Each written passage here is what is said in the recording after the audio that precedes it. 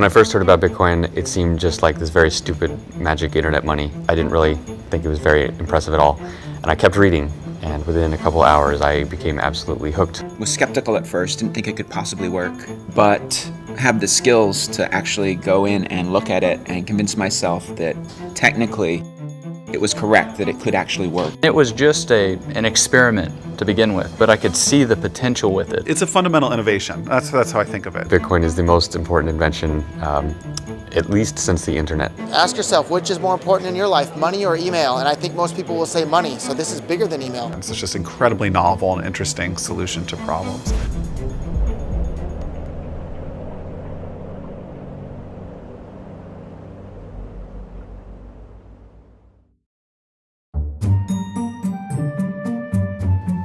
The short version of what is Bitcoin is cash for the internet.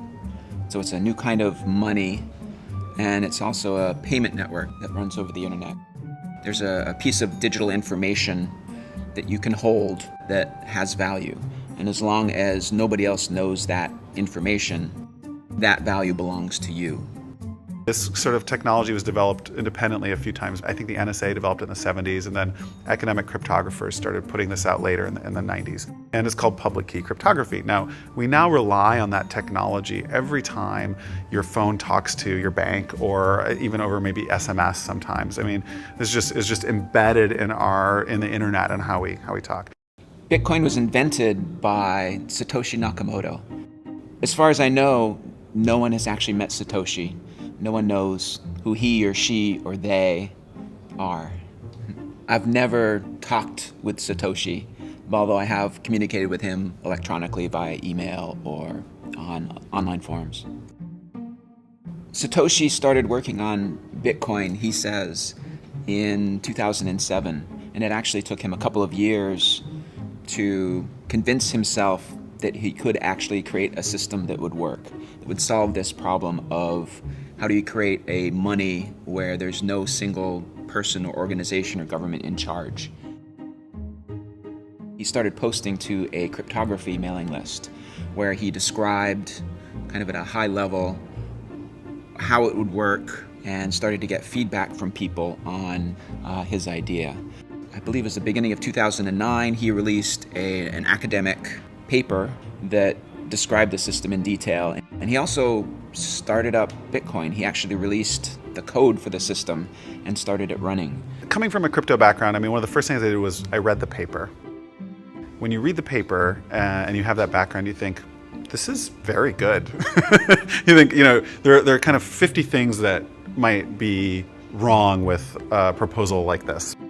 And I thought, this answers all those questions. I mean, I thought, this is some very high quality work. So the key problem that Satoshi solved that made the whole system work was a solution to what's called the double spending problem. So if I have this digital asset that I want to give to somebody else, how do you prevent me from giving it to two different people at the same time? Because obviously if it's digital, it's easy to copy. And Satoshi came up with a brilliant system for if you try to do that, if you try to double spend and give the same Bitcoins to two different people at the same time, everybody notices, and then one or the other of those transactions is considered valid, and the other one's just ignored. So solving the double spend problem was the key technical breakthrough that made Bitcoin possible even. Bitcoin answers another question in a magical way, which is, could a bunch of people who don't trust each other all agree on when something happened so precisely that you could use it to transfer value, right? And that sounds like, who've never met each other and will never meet just by passing messages. And, I mean, the immediate answer to that is like, no way. You need someone who's trusted in the middle to tell people what happened. You need all these other things. So I do think it's incredible genius. He's obviously had some academic training because he wrote this academic white paper that, is in the style of a peer-reviewed academic journal article. And he's obviously a genius. I mean, not only was he able to come up with the idea, but he was able to actually implement it, actually write code that made it work. And he was a genius on a lot of different levels, which I think is really rare and fascinating, and I'd love to meet him someday. Satoshi sort of, I think, exists now in the Bitcoin subconscious almost. Things are named after him. It'll be a little bit like finding out who Santa Claus really is if Satoshi's ever revealed. Like, I think it'll be a blow to the collective psyche of Bitcoin. One interesting thing, there's some emails that have come out recently that indicate one of, a 90s era cryptographer was working on some of this stuff that pretty clearly turned into Bitcoin. That's a small community, so you probably narrow it down to 30 to 50 people that could have been working on it. I don't know who's had the last interaction with Satoshi. It might have possibly been me. My very last email to Satoshi, I actually had told him that I had been invited to give a talk at the CIA. So he had already told me that he was going to step back. I don't know if me telling him that I was just going to visit the CIA was the reason I've never heard from him again, but I certainly think it didn't help.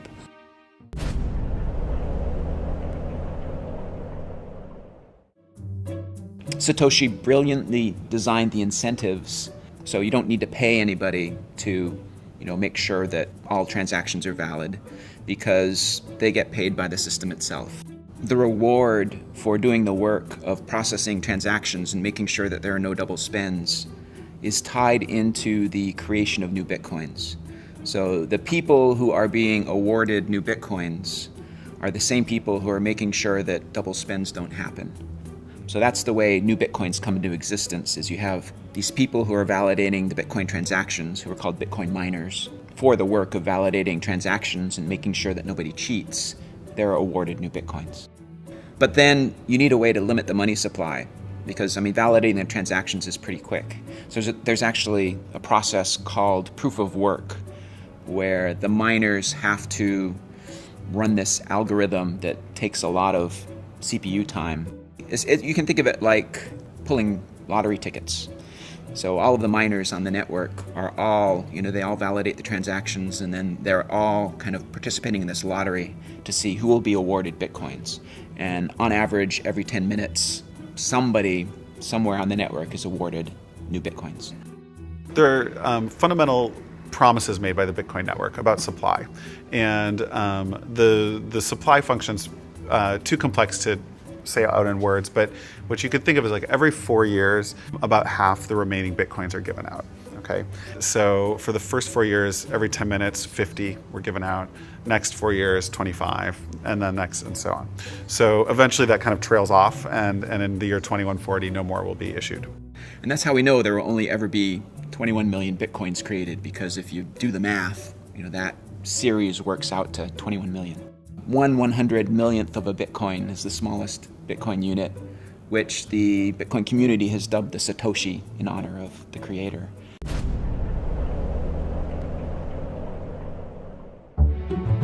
I got into it sort of the same way that a lot of the smart tech guys I know do, where they hear about it and it reminds them of something from like a science fiction novel that they read as a kid. Noch 10 Zentimeter und da hat sie aufgesetzt. You're like, oh, that's cool, but it can't exist. And then you go and you read the white paper and you're like, that makes sense. And then you look at the source code and try to find how you can break it, and you can't, right? And and then you're like, this is a real thing now. And so I've been following it, and I sort of as a hobbyist was mining just on my computer when I wasn't using it for anything else. I'm not a Bitcoin miner. I actually have, in the past, created a few Bitcoins. I ran the Bitcoin software on my laptop computer way back in, May of 2010, when not too many people knew about Bitcoin, and it was actually possible to create Bitcoins on an ordinary laptop computer. But when I did the math, I found out that, I was paying more in electricity to create the Bitcoins than the Bitcoins were worth. And so it made more sense, if I wanted to have some Bitcoins, to just buy them from somebody else, maybe somebody who lived in a place that had less expensive electricity than me. Okay, so there's a lot of altruism in the system. Very, very first miners wanted to help. Great, they think it's cool. They just think it's cool, whatever. You do a lot of things because you think they're cool. As soon as there's an exchange rate, miners are saying, like as I did in 2010, I have a lot of computers sitting around. They're already sucking power. I am happy to turn that into money. Like, who knows what I'll do with it? I can see I'm making money doing this. And that sort of spread mining. In 2010, you could mine with your home computer and make decent amount of bitcoins, which today would be worth a lot. At the time, they weren't. So from the early days, there have been miners who use their computers to make money and love it. And then there have been speculators or people want to buy who are like, that is for wankers. Like, I'm just going to go lay my cash on the table and buy these. And I'll see what we'll do with them later. I like this plan.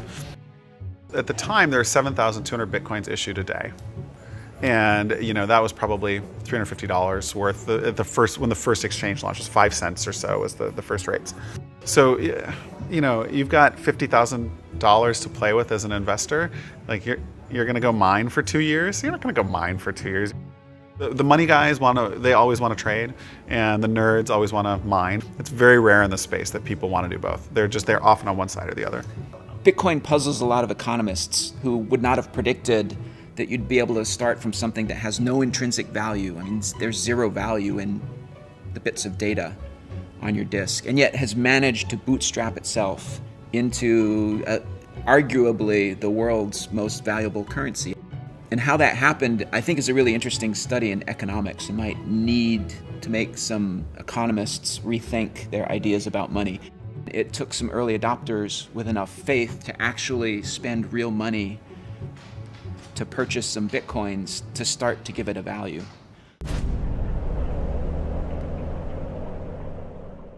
The earliest adopters, at least that I knew of, who wanted Bitcoin were people who wanted something that was completely democratized, it was completely decentralized. They wanted something that was anonymous. They wanted something that was completely outside spending in the warfare welfare state. The early adopters of Bitcoin were really attracted to it as a very hard money. I mean, Bitcoin has a fixed money supply, which appeals to a lot of people who believe that central banks creating money whenever they feel like it is a really bad idea.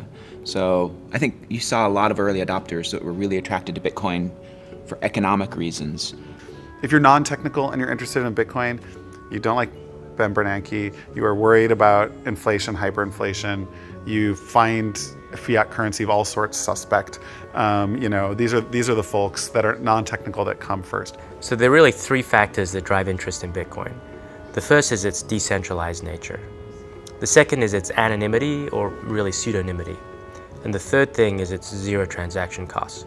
And what's interesting is that different people have been attracted to Bitcoin at different points in time by different elements of those three characteristics.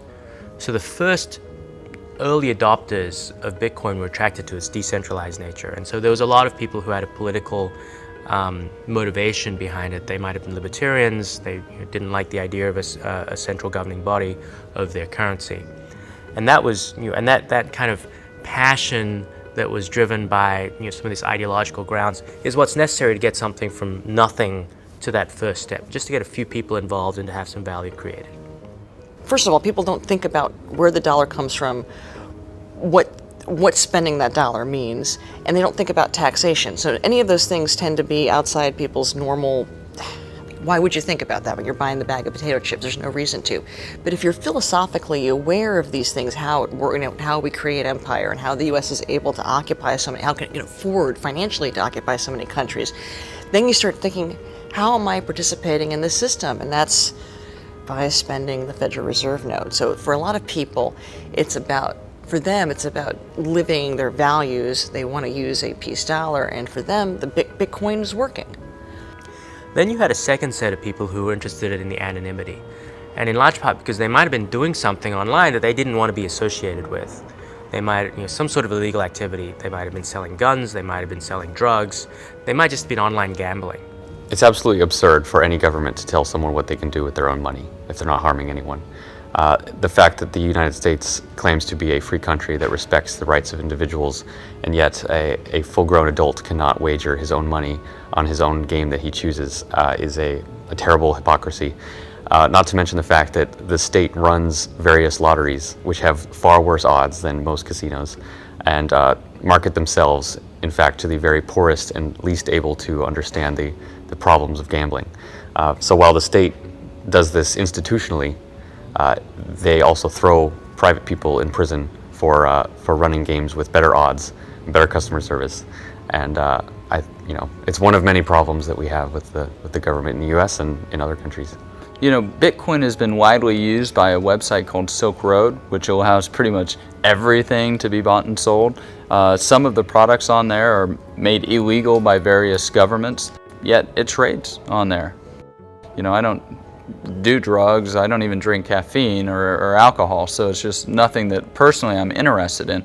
But what I am interested in is looking at the ability of the market to solve these problems, because these particular market actors, they were excluded from traditional banking systems, and Silk Road and Bitcoin have provided a solution to that. But we see other market actors which have also been excluded for different reasons. For example, WikiLeaks, they're engaged in political speech, and the banks and MasterCard, they've terminated service. We have the IRS targeting political opponents for political speech. And people wonder why they might want to have anonymity. It's very difficult to exercise your speech if you don't have the ability to transact. And so what we're seeing with Bitcoin is money has literally become speech. There are lots of people interested in Bitcoin for different reasons, and they have lots of different opinions on different things, and they argue with each other all the time. And yes, some people believe that things like Silk Road are terrible for Bitcoin. Other people think that that's the killer app, and that's why it has all of its value in the first place. You know, Bitcoin needs to be understood as a tool, and a useful tool is used by everyone who finds it useful. So just as bad people use the cell phone in the car, bad people are going to use Bitcoin, and people shouldn't fear that or worry about that.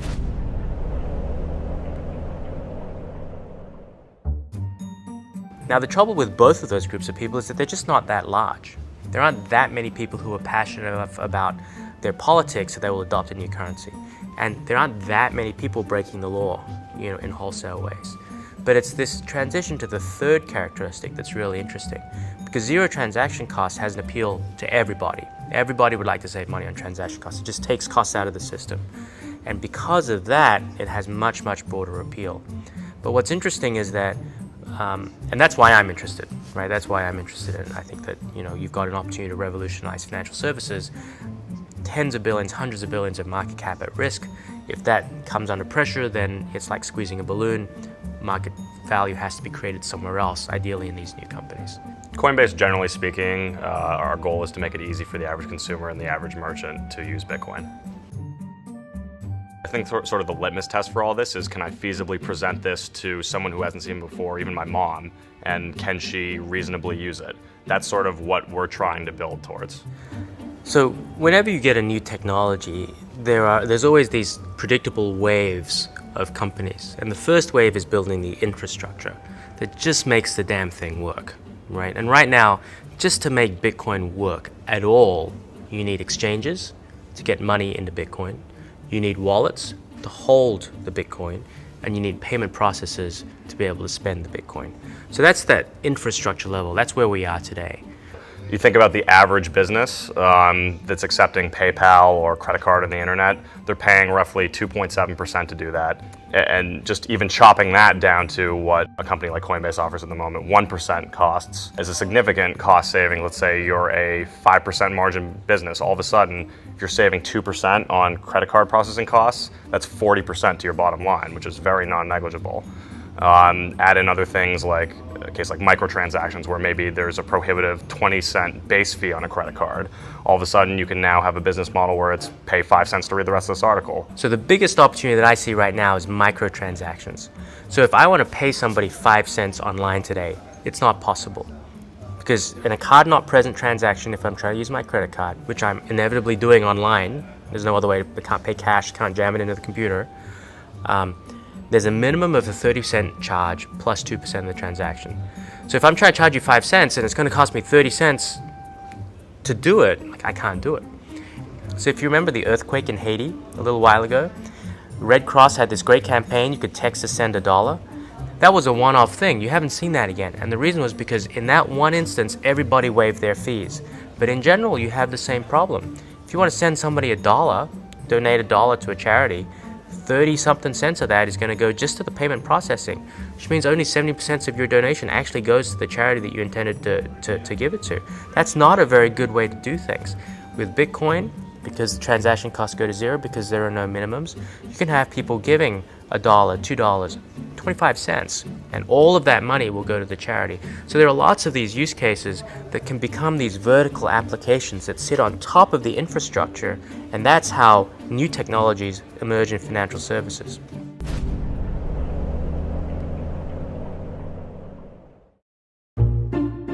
In the Bitcoin community, there's a bit of a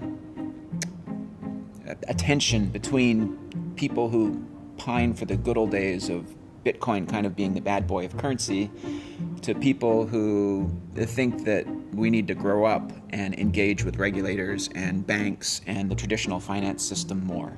Bitcoin definitely needs to shy away and move away from a lot of the original use cases that I think the media likes to tout, i.e. drugs or whatever else it may be.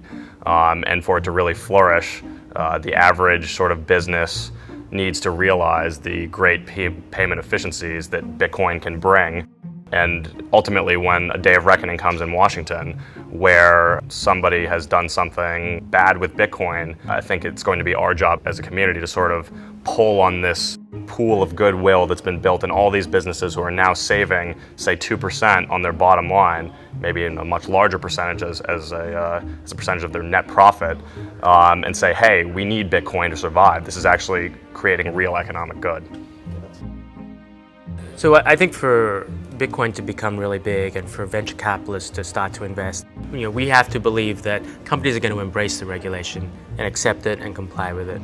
That's going to mean that anonymity is going to have to go, at least for transactions over a certain size, and that there's likely to be some level of centralization, or at least these trusted counterparties emerging. So I know we have a very strong libertarian base in the Bitcoin community right now, and they're very ideologically driven. But as VCs come in and invest and bigger companies grow up, you're going to see that fade. And I think that's good because, it's not an accessible worldview for most people. And it's really not the most transformative part. The most transformative part of Bitcoin is the economic liberty it gives to people around the world. VCs are not the only source of capital, especially in the Bitcoin market. You have lots of people with lots of money who have very well-aligned objectives with Bitcoin. And they can fund whatever they wish. I would say that in order for Bitcoin to go mainstream, regulation is necessary because in order for the average consumer to feasibly feel like they can use it, they want to feel safe in some way. And part of that is understanding Bitcoin. Part of it is around federal entities. Not necessarily that Bitcoin needs a federal entity to become legitimate, but it certainly provides that sort of additional stamp of approval that would get people more comfortable with it. In America, you got to live by American regulation, or whatever jurisdiction you happen to live in.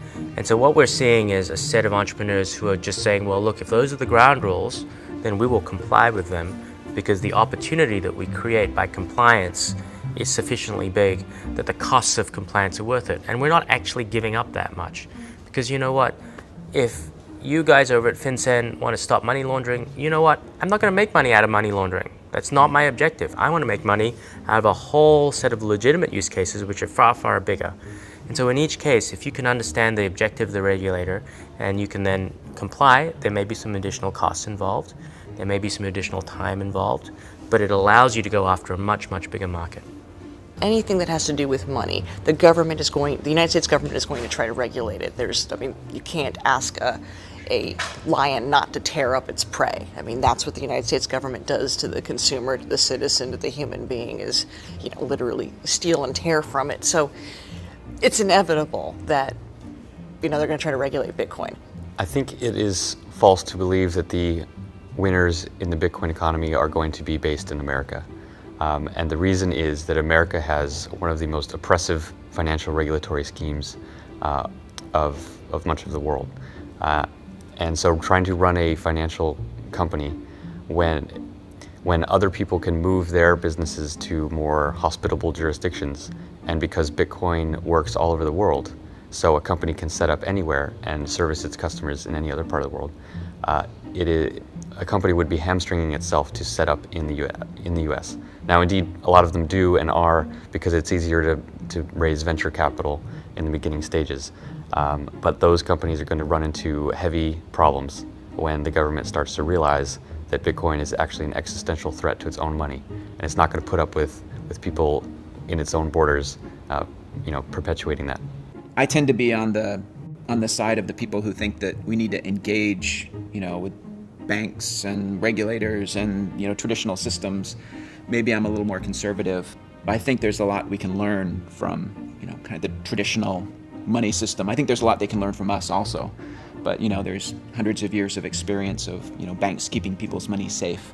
And I think that's really important for Bitcoin.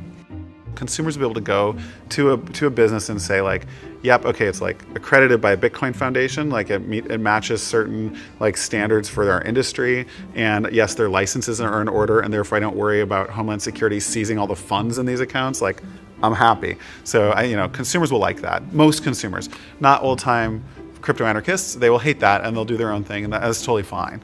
But the vast bulk of people who use these businesses will benefit from that. The community that has brought Bitcoin from nothing to where it is today has a different set of ideals than the people who are starting to come into Bitcoin now and saying, well, to take it to the mainstream, this is what's going to be needed. And so you're seeing some clash of ideas and some clash of ideals. People with money tend to want to protect their money, and the biggest danger to many people's money is that the government will seize it. Why would the government seize it? If it believes that you've done something against its wishes. So it's no surprise that venture capital companies and wealthy people tend to, at least on the surface, be very pro-regulation, because they do not want to engender harm by becoming a target of the government. I'm pro-regulation. I think it's an opportunity. So I have investors who invest only in pre-regulated financial companies, and they've built them themselves. And part of the playbook is get regulated in a good way, in a way that's good for everyone, that's good for the space. So yeah, should wallet providers be able to act functionally as banks without any oversight or regulation? No, they should not. Now, fundamental to Bitcoin is like, if you want to choose to do that, fine. No one will be able to stop you at a small scale. And if individuals want to choose to put their money with whomever they want, that's great. I don't mind that. But when you have, but we can't have like large scale poor business practices that could impact the whole community. I'm not into that. And I think regulation is part of that story. People they're saying this is a real future. So that instinct that they have to want to do something that ridiculous is regulate the currency suggests that people know that this is here to stay and that there's big money. But as in people, and there's been a lot of debate about this among anarchists, and I see this debating this back and forth yesterday on Twitter, is that one of the points of Bitcoin is that it's not regulated, it's not centralized, and it can be completely anonymous. You don't have to, people don't have to know what you're doing in your most intimate areas of your life if you can use Bitcoin. And the regulation that a lot of these people are welcoming, of course, it's going to dampen a lot of the enthusiasm about Bitcoin and could potentially hurt it. Coming from this with personal sentiments as a crypto anarchist, Bitcoin's just amazingly awesome because it massively changes the rules of the game. Anyone can send any amount of money to anyone, anywhere, at any time. Can't be seized or confiscated or frozen in any way. But I also realize that no great amount of wealth is going to be created except with the permission of the government. And along that role, as an investor, venture capitalist type, I have a fiduciary duty. And so, as a result, I want to know the rules that my investments and the founders of those companies need to play by. Because now I know that my founder can act in a certain way and he's not going to end up in jail and the investment's not going to get seized in the company and that's not going to hurt my investment. So it is kind of paradoxical in a way, but I think overall it's going to help legitimize Bitcoin and bring it into much more mainstream transactions. Companies that are involved in Bitcoin can be regulated, but the underlying core system, the technology, is beyond the reach of any regulatory scheme, just by nature of it being based on cryptography and mathematics and peer-to-peer networks. So it's really, there's nothing much that a government can do except to try not to cause more damage. We'll see how this plays out. It's going to be very interesting. It doesn't matter whether the government wants to regulate it or not. Ultimately, there'll be another form of Bitcoin or something else the next day. It makes no difference. This is something they can't control, and it's the future. Why fight it?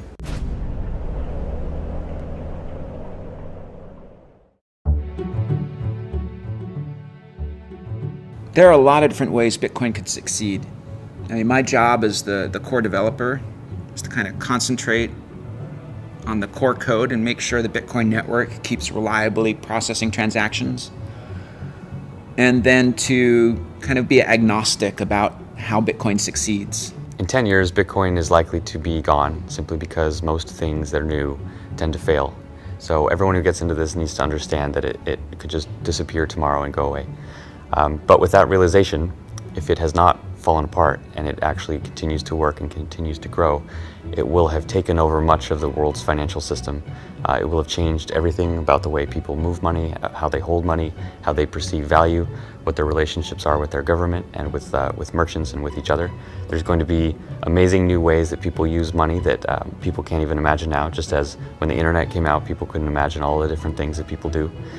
So it would be foolish to try to predict exactly what will happen, other than to say it will be very, very intense shift. And when people realize what happened over the course of so small a time, they'll look back and realize, wow, like that should have all been very obvious. I think it is the protocol for money on the internet. So in 20 years, when computers trade value with each other for whatever reason, they'll use Bitcoin or its successor to do that. It'll be just like right now, very rarely does any of our technology trade value.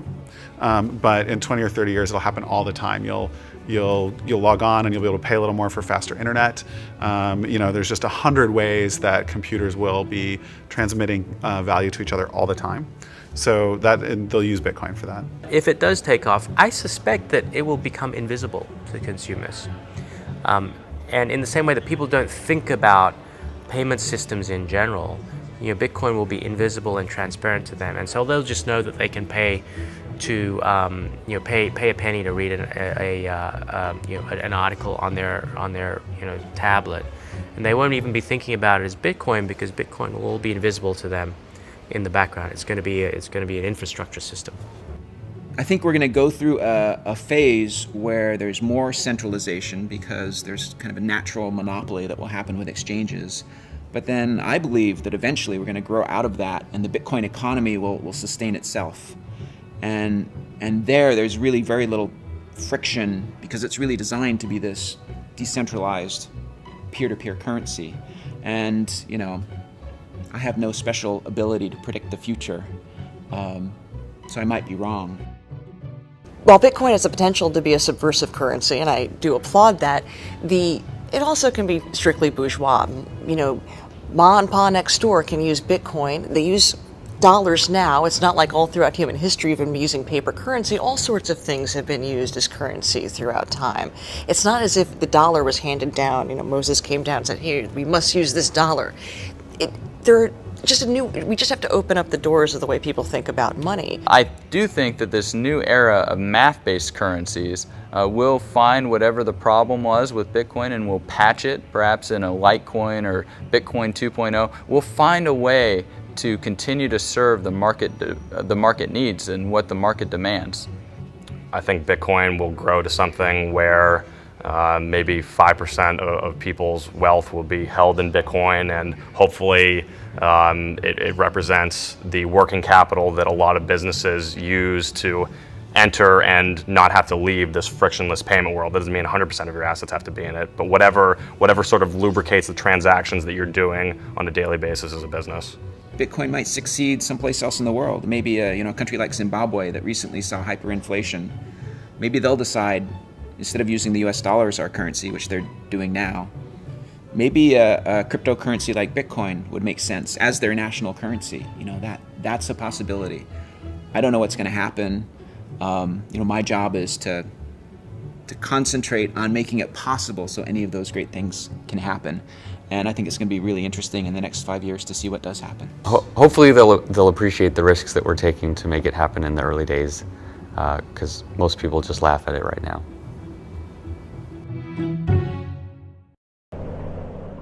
Camera, right? Okay. Gavin, you won't look at the camera. Okay. There you go. Yeah, we're in AA leagues. Yeah. I call myself an anarchist if I'm forced to put a label on it. I just don't find it's entirely helpful in communicating some of these ideas to normal people. Yeah, I think America reached its peak probably in 2000, and it's been in decline since then. the guy used his credit card to order pizza to be delivered to the first guy. So that's the first publicly known transaction where some actual good other than money was involved. We believe, my company and I, that Bitcoins offers a final solution for the medical marijuana conundrum. We're having a Bitcoin party. Champagne's flowing, people are celebrating, we're all thinking, we're gonna be Bitcoin millionaires soon.